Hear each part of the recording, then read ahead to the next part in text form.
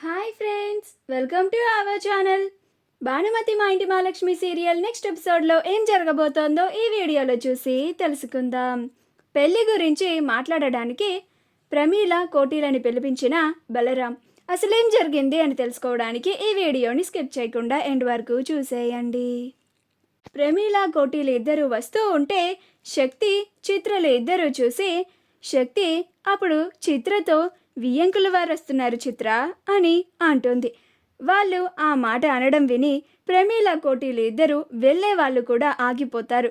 అప్పుడు శక్తి చిత్రలు ఇద్దరు ప్రమీల దగ్గరికి వచ్చి, ఏంటి వియ్యంకుల వారు, మీరు పాత విషయాలని మనసులో పెట్టుకున్నట్టున్నారు అని అంటుంది. అప్పుడు ప్రమీల అదేం లేదమ్మా అని అంటుంది. అప్పుడు శక్తి, అప్పుడు నేను ఏదో పనిలో చిరాకులా ఉండి అలా అన్నాను అంతేకాని మా కుటుంబం చాలా మంచిది అని అంటుంది. అప్పుడు కోటి, అయ్యో మీ గురించి మేము తప్పుగా ఎందుకు అనుకుంటామమ్మా, మీ మనసు చాలా గొప్పది, అందుకే కాబట్టి మా బిడ్డని మీ ఇంటి కోడలుగా చేసుకుంటున్నారు అని అంటాడు.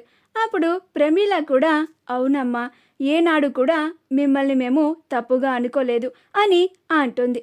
అప్పుడు శక్తి, ఆనాడు మీరే మాకు ఇలా వియ్యంకులవుతారని అస్సలు తెలియదు, లేకపోతే ఆ రోజే నీకు అతిథి మర్యాదలు చేసేవాళ్ళము అని అంటుంది. అప్పుడు ప్రమీల, మాకంతకన్నా భాగ్యమా అమ్మ అని అంటుంది. అప్పుడు శక్తి, అవును వియ్యంకుల వారు ఇలా వచ్చారేంటి అని అంటుంది. అప్పుడు ప్రమీల, అయ్యగారే మమ్మల్ని సడన్గా ఫోన్ చేసి పిలిపించారమ్మా అని అంటుంది. అప్పుడు శక్తి, ఓ అవునా, బావగారు పిలిపించారా, అయితే పదండి అని అంటుంది. అలా శక్తినే దగ్గరుండి ప్రమీల కోటిలని బలరాం దగ్గరికి తీసుకెళ్తుంది. అలా కోటి ప్రమీలలు ఇద్దరు బలరాం దగ్గరికి వెళ్ళగానే నమస్కారం అమ్మా, నమస్కారం అయ్యా అని నమస్కారాలు చేస్తారు. అప్పుడు బలరాం, ఆ కోటి, నమస్కారం, ఇప్పుడు మనం వియ్యంకులం కాబోతున్నాం కదా, మన పిల్లల పెళ్ళికి పంతులు గారిని పిలిపించి ముహూర్తం పెట్టించాను, పెళ్ళిని వచ్చే నెల 6వ తారీఖు నిశ్చయించాము, ఆ రోజు పెళ్లి జరిపించడానికి మీకు సమ్మతమేనా అని అంటాడు.